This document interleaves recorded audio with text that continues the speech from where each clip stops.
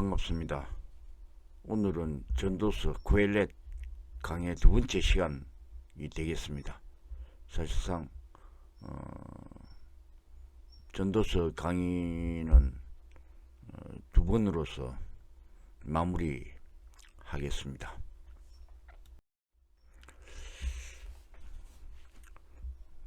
제가 다시 한번 전도서를 이렇게 읽어보면서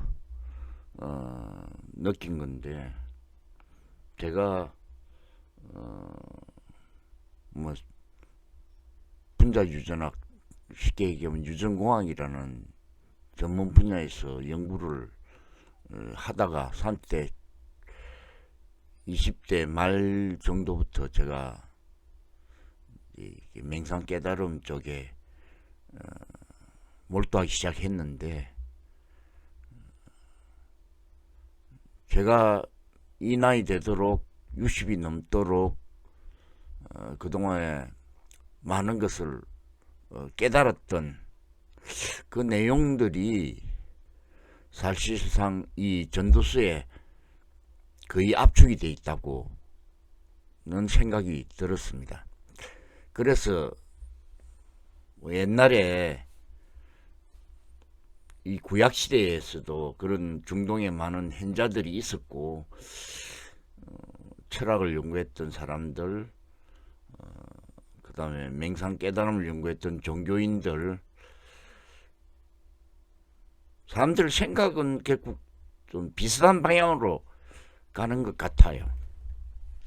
그러니까 옛날이든 지금이든 이쪽의 진리를 탐구하는 사람들의 가는 방향과 이르게 되는 지점이 유사하다는 생각을 하게 됐습니다. 그래서 전도서 내용만, 사실 그 당시에는 저는 전도서 있는 줄도 몰랐고 주목을 하지 않았고, 뭐 불교 쪽, 그다음 맹상 쪽, 그다음 자연과학 쪽 책만 봤는데, 이제 지금 와서 이제 전도서를 보니까 여기에 핵심적인 진리가 다 포함되어 있다, 그런 생각이 듭니다. 전도서 8장 9장을 보면은 그 악한 사람과 올바른 사람에 대해서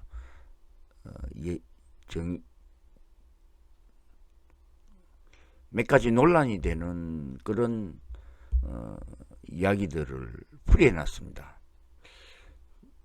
이 내용은 우리 일상을 살아가는 많은 사람들이 느끼는 내용입니다. 악한 사람은 벌을 받아야 되는데 벌을 받지 않고 살고, 잘 살고 또 누리면서 다 살거든요. 지금 우리나라 대통령도 범죄자 대통령이라 해가지고 난리인데, 죄를 지었으면 죄를 받아야 되는데 그게 아니거든요. 왜 그런가?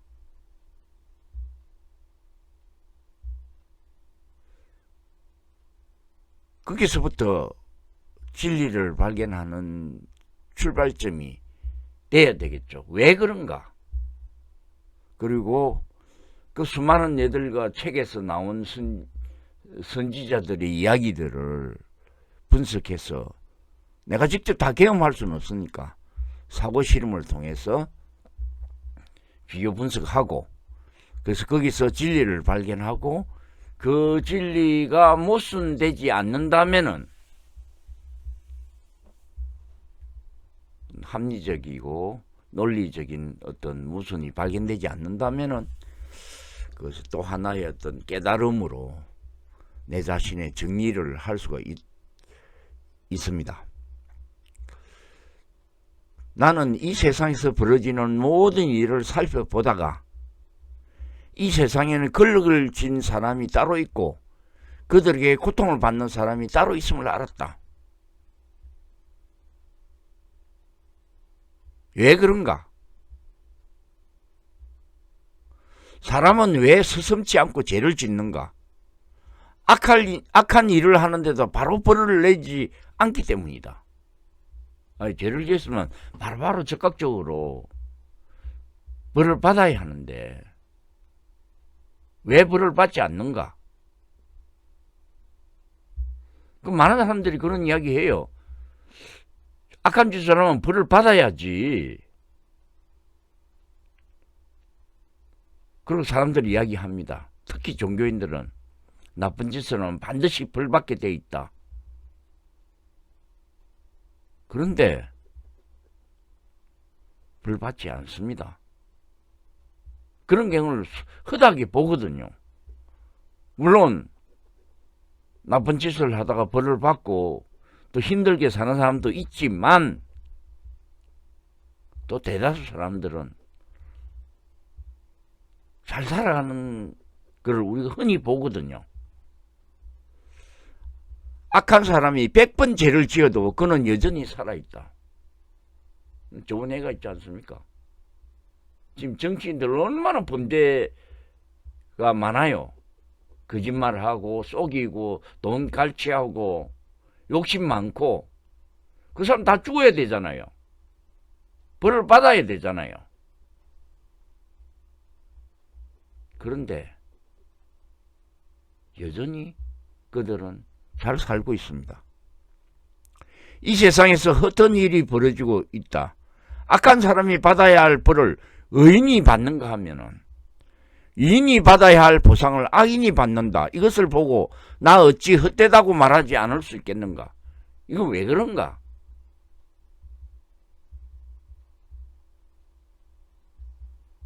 저는 이 비밀을 어느 정도 알고 있습니다. 왜 그런지, 왜 이런 현상이 일어나는지 알고 있습니다.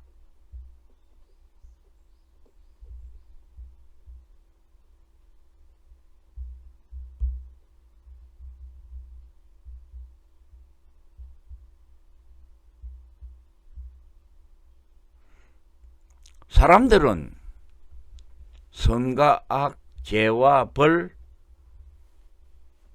그리고 천당과 지옥 이런 것들을 머릿속에 생각합니다. 근데 그것은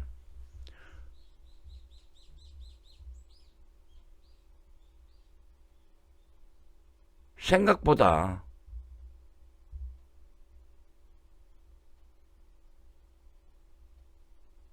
종이에 적혀진 도덕이고 법률입니다.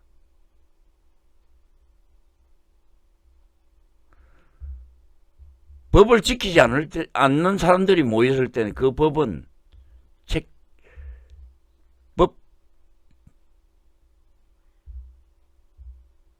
책에 있는 헌법 조항도 아무 소용이 없습니다. 지금 우리나라 정치판이 그렇게 돼 있지 않습니까?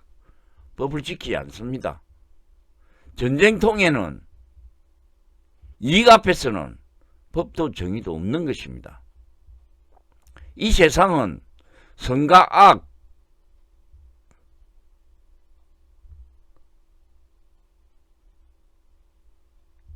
악으로 이루어진 게 아닙니다. 선과 악으로 구별되는 세상이 아닙니다. 이 세상은 하느님이 만들 때, 창조주가 만들 때 에너지의 흐름만 만들어 놨습니다. 즉, 이 세상에는 음의 에너지가 있고 양의 에너지가 있습니다. 그 에너지가 부딪힐 뿐입니다. 우리는 양의 에너지를 선이라 부르고 음의 에너지를 악의 에너지라고 부를 수도 있습니다. 그러나 또 다른 측면에서 보면 음의 에너지를 선이라고 부를 수도 있고 양의 에너지를 악이라고 부를 수도 있습니다.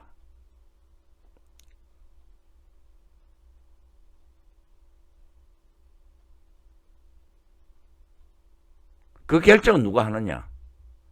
내가 하기도 하고 우리가 하기도 하고 어떤 그룹이 하기도 하고 어떤 민족이 하기도 하고 그들이 어떻게 생각하느냐에 따라서 음의 에너지가 선이 되기도 하고 양의 에너지가 악이 되기도 합니다. 그 반대도 가능하고요.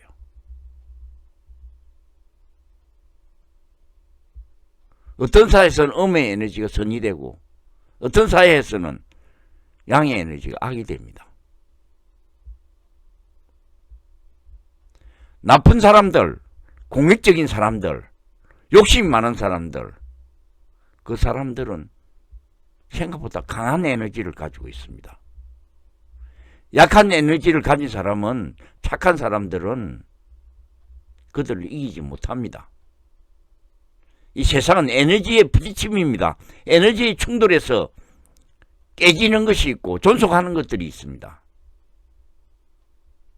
모든 것은 힘의 논리에 의해서 움직일 수가 있습니다.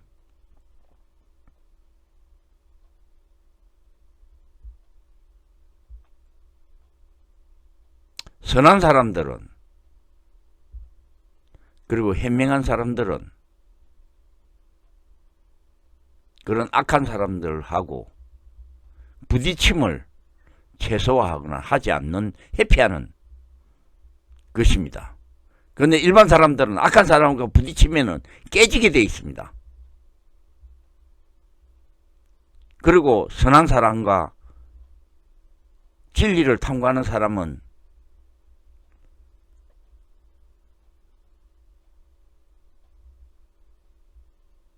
자기만의 아우라, 에너지 방호백이 있습니다. 자기만의 어떤 진동이 있고, 그런 욕심 많고 악하고 죄를 짓는데 서슴 없는 사람들 근처에 가지를 않습니다. 자기의 진동도 흐트러지기 때문에 그렇습니다.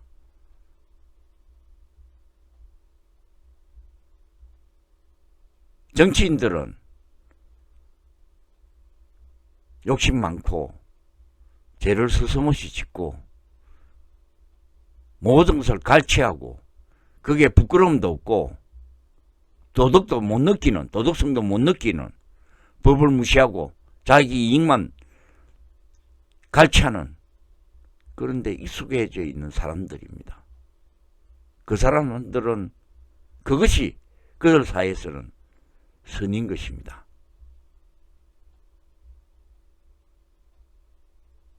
하나님은 선과 악을 구분하지 않습니다.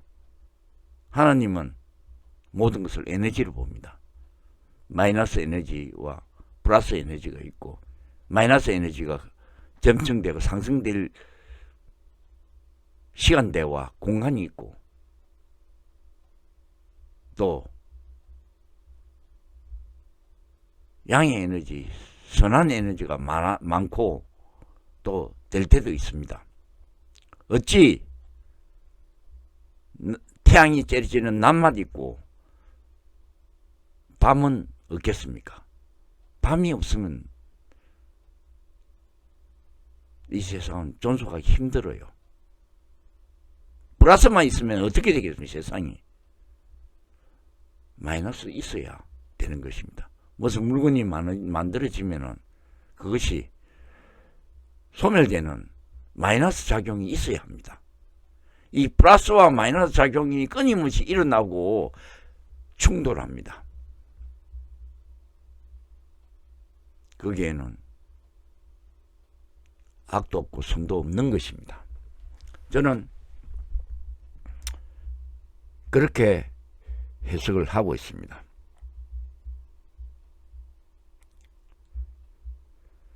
하나님이 하시는 일, 모든 일을 두고서 나는 깨달은 바가 있다. 그것은 아무도 이 세상에서 이루어진 일을 이해할 수 없다는 것이다.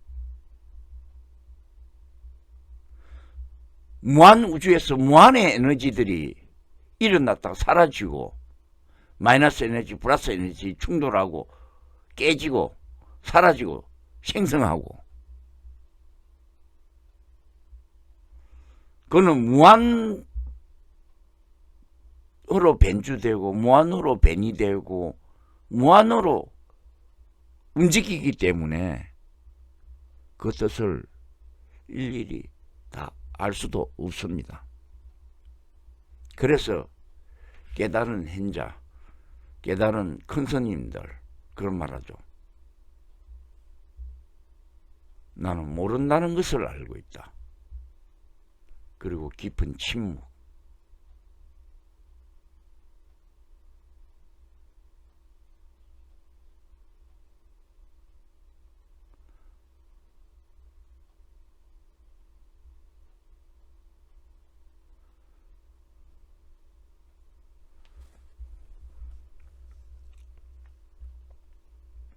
자, 여기서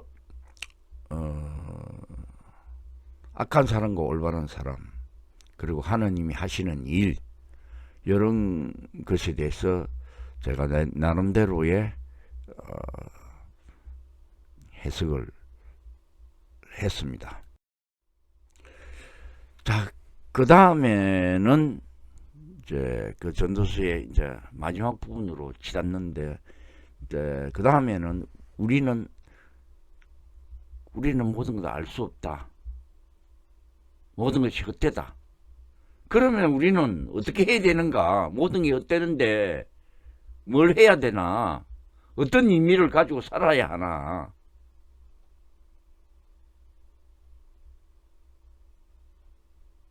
거기에 대한, 삶에 대한, 어떻게 살아야 하는가에 대해서 또 전도서가 결론을 지었습니다. 저 역시 깨달음 진리를 탐구하고 또 깨달음을 얻고 나서 3년간 감정이 없는 상태에서 있다가 다시 어둠의 세상에 있다가 빛의 세계로 왔습니다. 돌아왔습니다. 그리고 그냥 그렇게 사는 것입니다. 크게 의미를 두지 않고 하루하루를 그냥 즐겁게, 최대한 즐겁게, 모든 것이 즐겁지는 않습니다만은 어쨌든 그렇게 그냥 살아가고 있는데, 그것을 제가 이렇게 살아가야 한다는 것을 깨달았는데, 바로 이게 이 전도서를 적은 해인도 그런 마지막 결론에 도달한 것 같습니다. 모두가 같은 운명을 태어났다. 이거는 뭐냐? 사람 운명이 다르지 않습니까? 이 말을 그렇게 해석하면 안 되고요. 모두가 같은 운명이 타고났다. 이건 뭐냐면, 우리는 이 우주의 수많은 삼남만상들이 생겨나고 성주개공, 무너지고 사라지고 다시 태어나고 성장하고 다시 늙어서 붕괴되고 다시 사라지고, 이런 우주의 원리 속에서 태어났다는 거죠. 같은 운명이라는 거죠. 이인이나 악인이나 착한 사람이나 나쁜 사람이나 깨끗한 사람이나 더러운 사람이나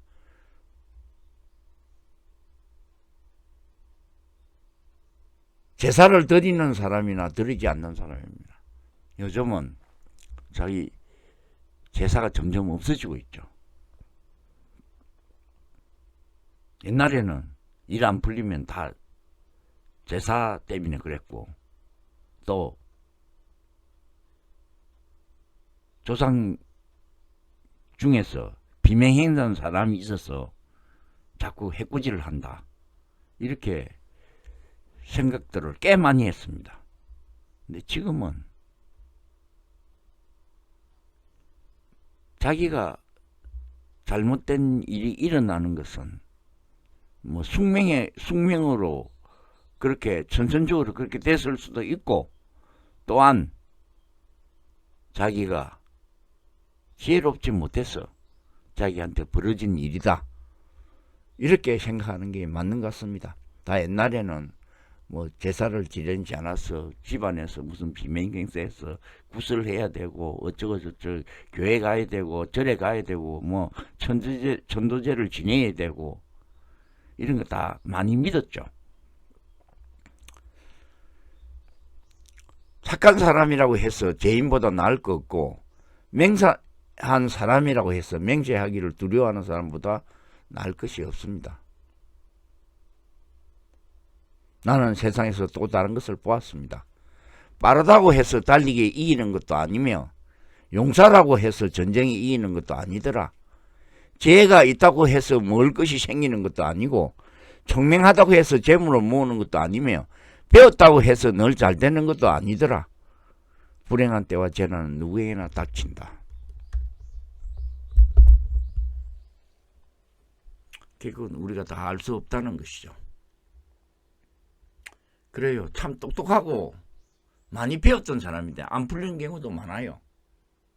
또 뭐 배운 거 아무것도 없는데 또 잘 풀리는 경우도 많고요.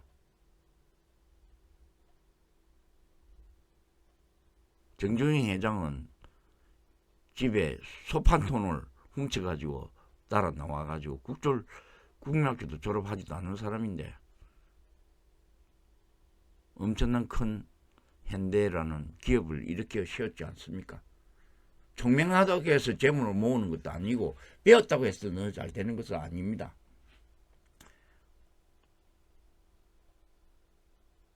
하나님이 주신 그 달란트, 큰 그릇과 담대한 사람은 지혜롭고 담대한 사람은 큰 일을 할 수 있고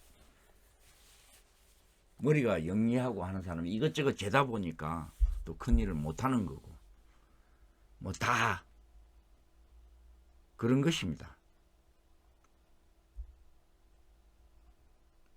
나는 이 모든 것을 마음속으로 깊이 생각해 보았다.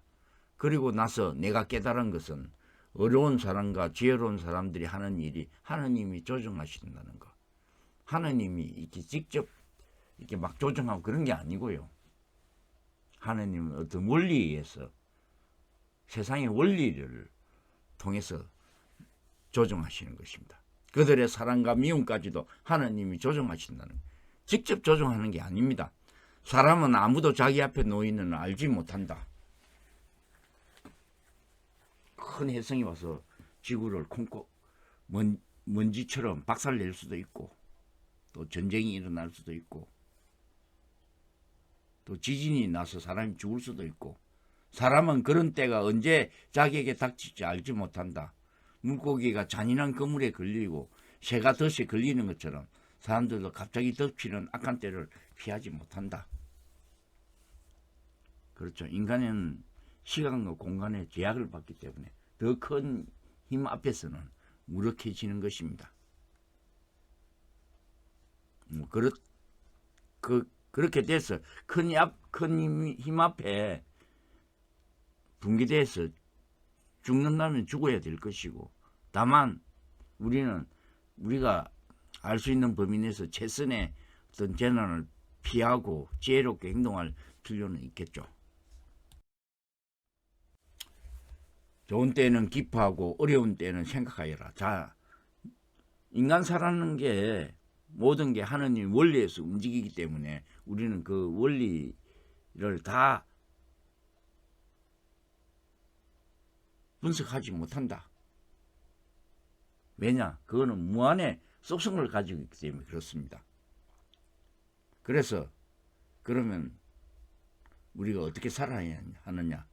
좋을 때는 기뻐하고 어려울 때는 깊이 생각해서 그 어려운 때를 벗어나도록 노력해야 하고 하나님은 좋은 때도 있게 하시고 나쁜 때도 있게 하신다. 흐린 날도 있고 비 오는 날도 있고 또 햇빛 나는 날도 있고 또 청명한 날도 있고 그렇습니다. 그러기에 사람은 제 의미를 알지 못합니다. 헛된 세월을 사는 동안에 나는 이 두 가지를 다 보았습니다. 어렵게 살다가 망하는 의인이 있는가 하면은 악한 채로 오래 사는 악인도 있더라.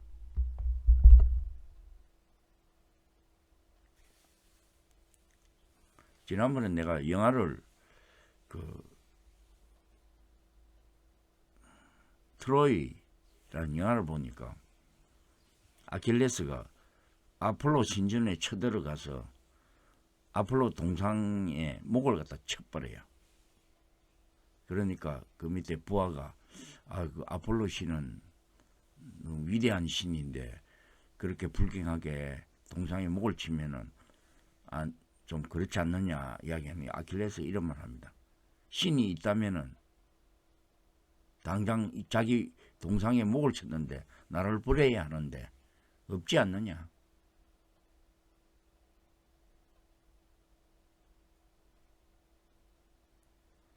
그런 이야기를 하는 걸 제가 들었습니다.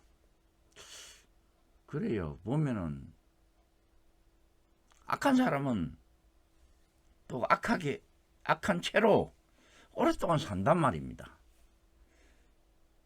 그래서 너무 어렵게 살지도 말고 너무 슬기롭게 살지도 말아라. 왜 스스로가 망치려 하는가? 너무 극단을 치우치 마라. 너무 어렵게 산다고, 너무 슬기롭게 산다고 무슨 또 이익이 있으며 무슨 또 그 모든 것이 헛되다. 그래서 신신명 정도가라는 불가에서 많이 공부하는 책들이 있는데 여기 보면 지도문안이요 유액관택이라는 말이 나옵니다. 지도문안은 지극한 도는 어렵지 않고 유액관택, 간택감을 꺼릴 뿐이다. 양극단을 선택하기를 꺼린다는 겁니다. 너무 악하지도 말고 너무 선하게도 살지 말고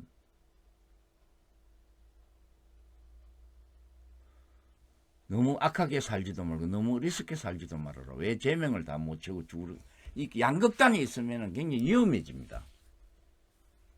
모든 게 위태로워요. 그래서 많은 현자들이 중용의 도를 이야기합니다. 불가와 도가에서 최고의 경지는 중도. 불교에서는 중도로 그래요. 그 깨달음을 결국 중도를 정득하는 거예요. 중도의 도를 정득하는 게 불교에서는 깨달음입니다. 중용이다. 자, 나는 생을 즐기라고 권하고 싶다. 사람에게 먹고 마시고 즐기는 것보다 더 좋은 것이 세상에 없기 때문이다. 그래야 이 세상에 일하면서 하나님께 허락받은 한 평생을 사는 동안에 언제나 기쁨이 사랑과 함께 할 것이다. 여기서 해석을 잘 해야 되는 게 생을 즐기라고 이야기를 해요. 근데 여기서 즐기라는 게 방탕하게 막 한쪽 극단을 치우쳐서 그렇게 하라는 것이 아닙니다. 소소한 행복, 지나치지 않는 행복을 즐기라는 것을 이야기하는 것입니다. 여기서는 먹고 마시고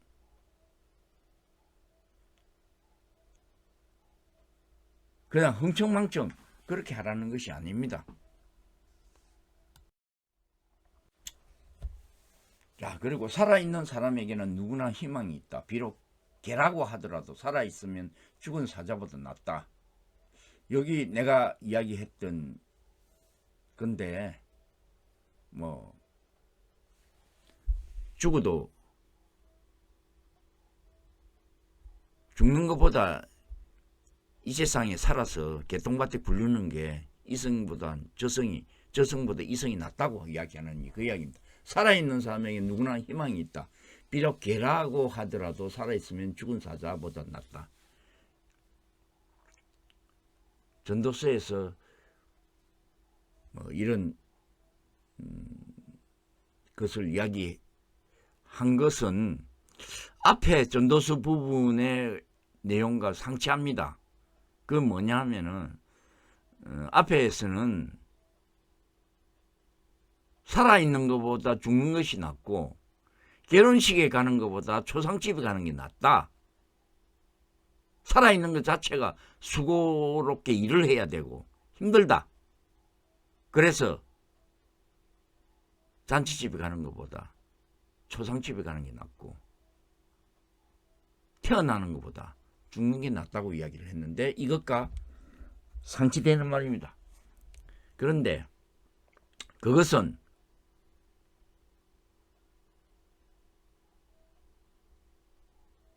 모든 것이 헛되고 헛되도다 다른 관점에서 보면 그렇다는 이야기고, 모든 게 의미가 없기 때문에, 살아있는 것도 의미 없고 하기 때문에 이제 그런 개념을 이야기한 거고요. 여기서는 아까 그거는 좀 넓은 범위에서 삶을 이야기를 한 거고요. 그러니까 뭐 초상집에 결혼식에 가는 것보다는 초상집에 가는 게 낫고 태어나는 것보다 죽는 게 낫다, 그 이야기고요.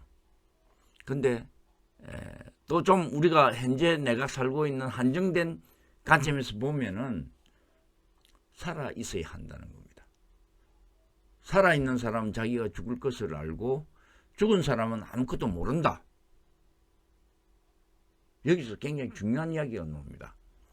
죽은 사람은 아무것도 모른다. 우리는 교회에서나 불교에서 극락세계 가고 뭔가 영혼이 있어서 그렇게 의식을 하고 가서 뭐 느끼고 천국에 가서 살면은 행복하겠죠. 그런데 죽은 사람은 아무것도 모른답니다. 죽으면 끝이라는 겁니다. 죽은 사람에게는 더 이상 보상이 없다. 천국에 가는 것도 아무것도 없다는 거예요. 사람은 죽은 이들을 오래 기억하지 않는다. 그리고 죽으면 끝이라는 거예요. 세월이 흐르면은 그 이름 났던 것, 모아놓은 재물도 다 사라지고 없어진다는 거예요. 죽은 이들은 이미 사랑도 미움도 야망도 없다. 세상에 일어나는 어떠한 일에도 다시 끼어들 자리가 없다. 왜냐? 또 다른 생명이 또 태어나고 또 다른 판이 또 이루어집니다. 자, 여기에서 영혼의 문제, 의식의 문제 이런 게 나오는데, 여기도 결국 이 구절을 보면 영혼이 없는 것입니다. 천국이란 없다는 거죠. 영혼이 죽으면 끝이지. 컴퓨터가 오래돼가지고 낡아가지고 고장이 나면은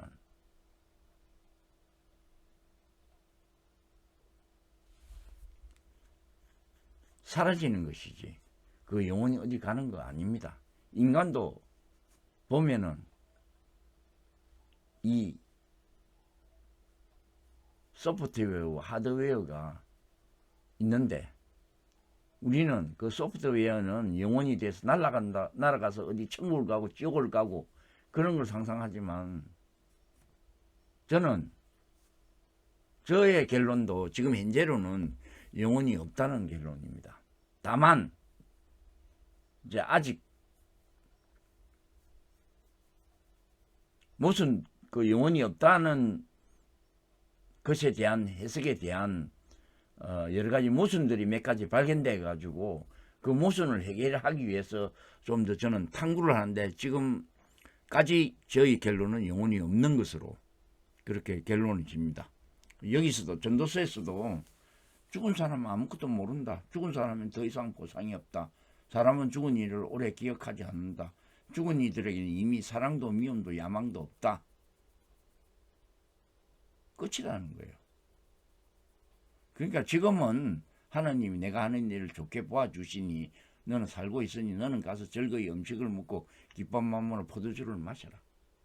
자기 주어진 한도 내에서 적절하게 중용의 도를 지키면서 그냥 하루하루를 살면 된다. 이것입니다. 너는 언제나 깨끗하게 옷을 입고 머리는 기름을 발라라. 소소한 기쁨을 즐겨라.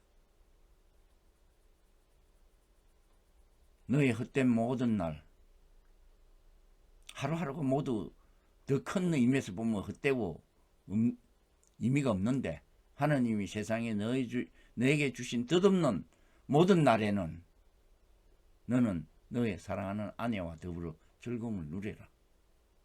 그것은 내가 사는 동안 세상에서 애쓴 수고로 받는 몫이다.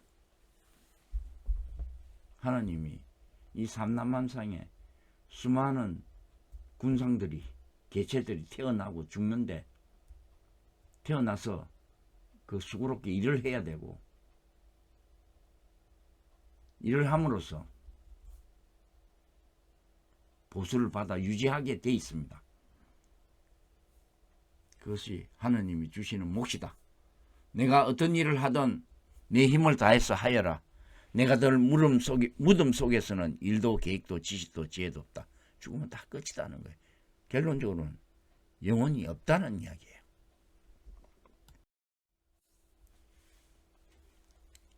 자, 젊은이의 충고 전도서 11장 이제 끝부분입니다. 아침에 씨를 뿌리고 저녁에 부지런히 일하여라. 어떤 것이 잘 될지, 이것이 잘 될지 저것이 잘 될지 아니면 둘 다 잘 될지 알 수 없다. 빛을 보고 산다는 것은 즐거운 일이다. 해를 보고 산다는 기쁜 일이다. 우리가 다시 깨어났을 때 태양이 떠 있고 햇살이 비추는 걸 보고 참 그건 즐거운 일이죠. 오래 사는 사람은 그 모든 날을 즐겁게 살 수 있어야 한다. 그러나 어두운 날이 많을 것이라는 것도 기억해야 된다. 다가올 모든 것은 다 헛되다. 그래요. 다가올 그 모든 것이 헛된데 헛된 그런 철학 위에 자기의 삶을 어떻게 살아야 할 것인가 하루하루 중용의 도를 지키면서 그냥 살아가면 되는 것입니다. 젊은이여 젊을 때의 젊은 날을 즐겨라. 내 마음과 눈이 원하는 길에 따라라. 다만 내가 하는 일이 이 모든 일에 하나님의 심판이 있다는 것만은 알아라. 내 마음의 걱정과 육체의 고통을 없애라. 혈기 왕성한 청춘은 덧없이 지나가기 때문이다. 그래, 젊을 때 뭔가를 진리당부가 됐건 뭐가 됐건 이루고 싶은 일을 이루고 열심히 해서 자기의 삶을 꽃을 피워야 되겠죠. 아름다운 꽃을 피워야 하는 것입니다. 젊었을 때 너는 너의 창조주를 기억하여라. 고생스러운 날이 오고 사는 것이 즐겁지 않다고 할 나이가 되기 전에 해와 빛과 달과 별들이 어두워지기 전에 먹구름이 꼭 비를 몰고 오기 전에 그렇게 하여라. 그때가 되면 너를 보호하는 팔이 떨리고 정정하던 두 다리가 약해지고 이는 빠져 씹지 못하고 눈은 침침해서 보는 것마저 힘겹고 귀는 먹어 바깥에 나는 소리도 못 듣고 맷돌질 할 소리도 희미해지고 새들이 지저귀는 노래소리도 하나 들리지 않을 것이다. 느낄 수 있을 때 느껴라. 늙어지면은 느낄 수 없을 때 그 모든 것이 의미가 없지 않습니까? 은사슬이 끊어지고 금그릇이 부서지고 샘에서 물드는 물동이가 깨지고 우물에서 도르래가 부사기 전에 할 수 있는 걸 하라. 내 창조주를 기억해라. 육체가 원래 왔던 흙으로 돌아가고 순미 그것을 주신 하느님께로 돌아가기 전에 내 창조주를 기억하라.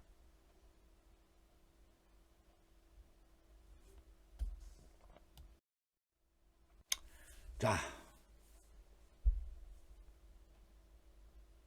이 전도서의 이제 마지막 결론입니다.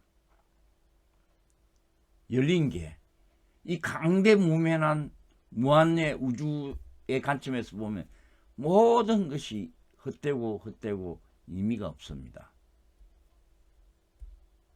그래서 전도서 11장에 그런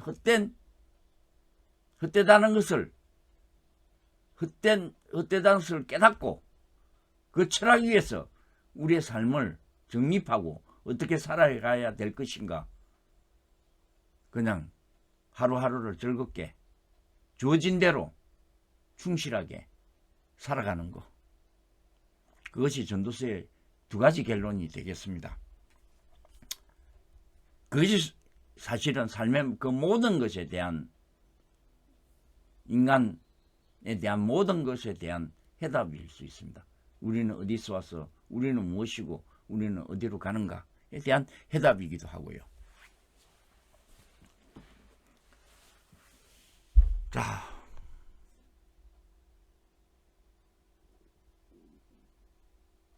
밑에 그림을 보면은 그 태극 문양, 우리나라의 태극기 보면 저기 태극 문양이 있지 않습니까? 그 태극은 음과 양이 만들어졌는데 그건 어디서 왔냐? 무국에서 왔어요. 무와 공의 상태에서 음과 양이 생긴 겁니다. 그리고 태극이 극이 생기고 그 플러스 마이너스인 게 극입니다. 극인데 그것이 수많은 태극기에 보면 그 쾌가 있잖아요. 감근곤인가 뭐 그래가지고 그 수많은 쾌가 있는데 그 쾌가 많으면 많아질수록 수많은 조합이 생기고 그게 주역의 근본이 되는 거거든요. 세상에서 일어나는 이 우주에서 일어나는 삼라만상의 어떤 그 변이 어떻게 일어날지 그것을 이해하는 게 주역의 공부가 되는 것입니다. 자,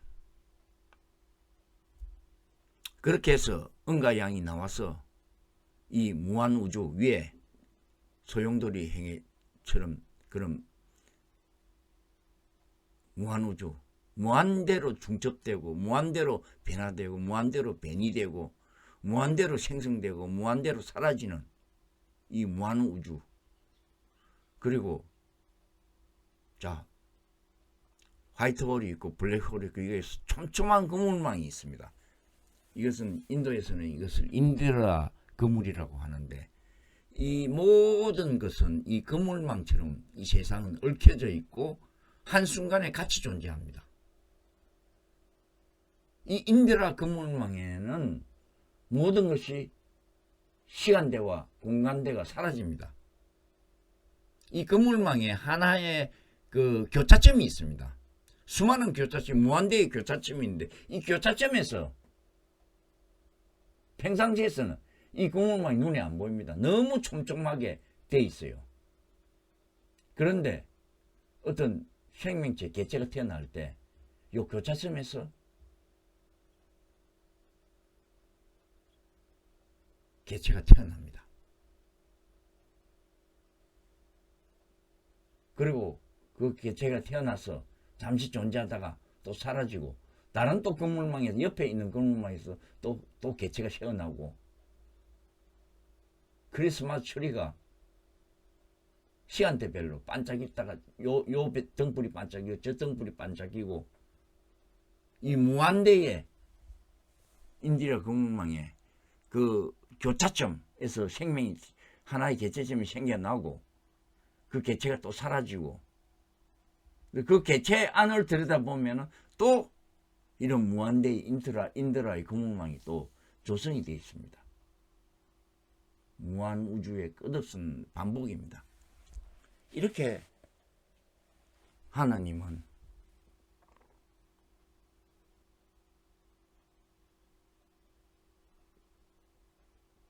그래서 요즘 양자역학, 뭐 양자얽힘, 뭐 이런 이야기 많이 하지 않습니까?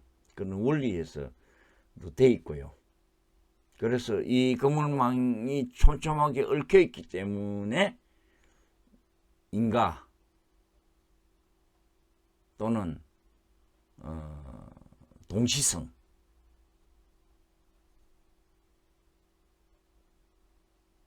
그것은 우연이 아니라 내가 뭔가 원인을 제공하고 그것이 결과로 나타나고 하지만 그 원인 결과가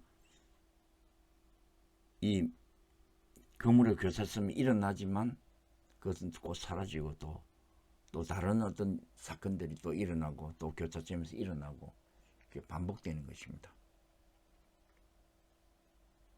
자, 그래서 제일 처음에 전도서의 제일 처음에 전도자가 말한다. 코엘렛이 말한다. 헛되고 모든 것이 헛되도다. 그리고 결론에서도 12장 6절에 보면 전도자가 말한다. 헛되고 모든 것이 헛되다. 사실 여기서 끝나야 돼요. 이게 진리예요.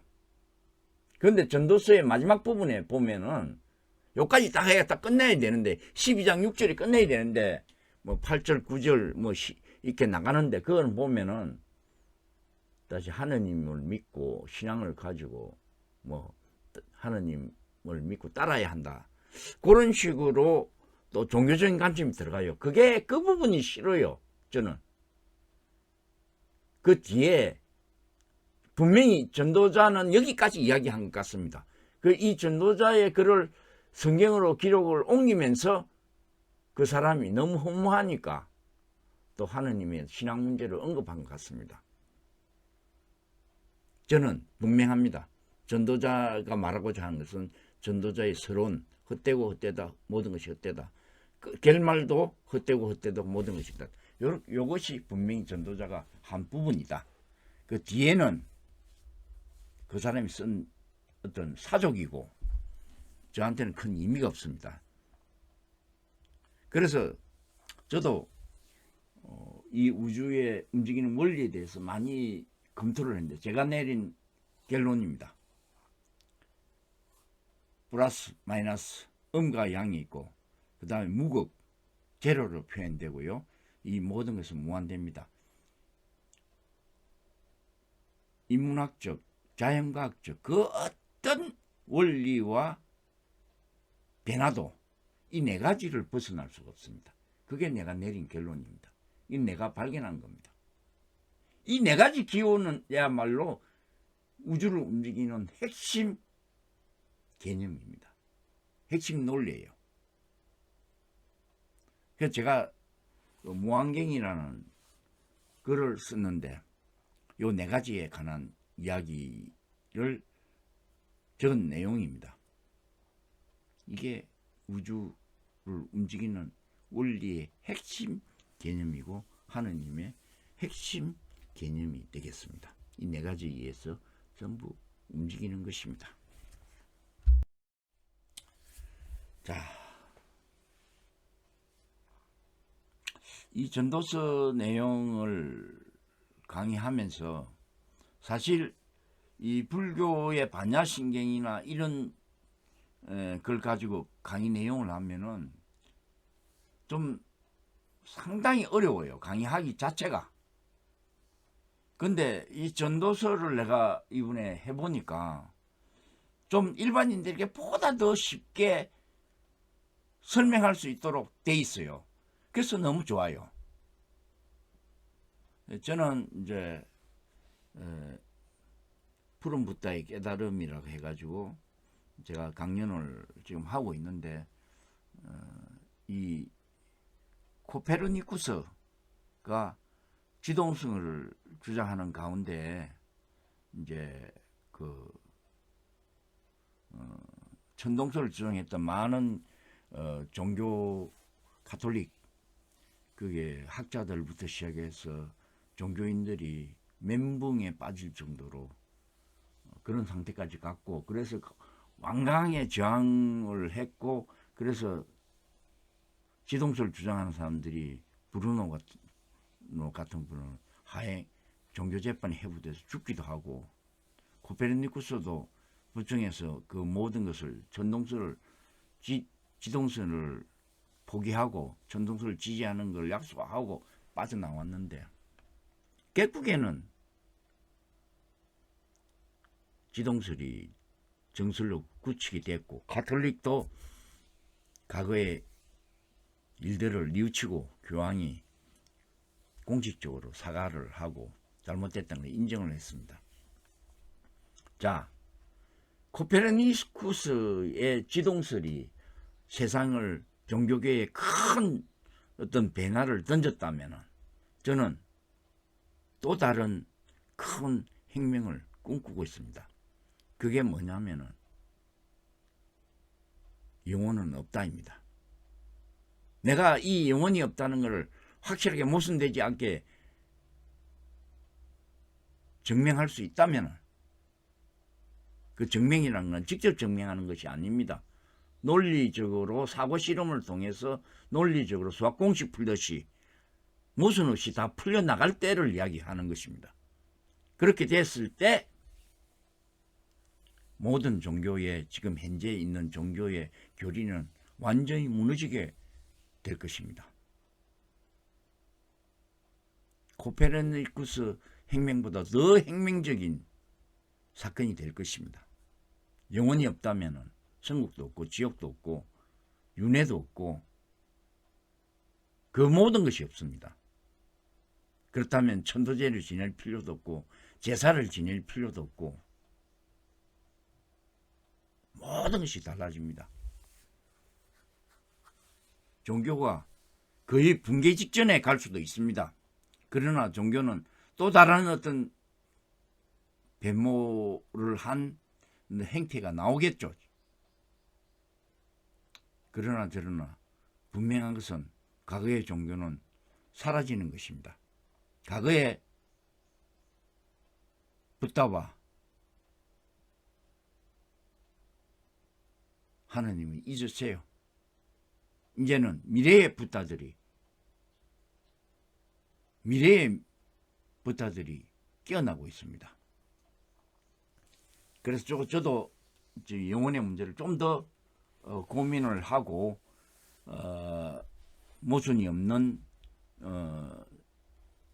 상태까지 제가 확신이 들면은 좀 더 강하게 어떤 푸른 붓다의 깨달음에 대해서 좀 더 적극적으로 나서서 우리의 어떤 정신 깨달음에 대해서 새로운 어떤 방향을 제시하고자 합니다. 이로써 전도서의 강의는 전부 마치도록 그렇게 하겠습니다. 수고하셨습니다.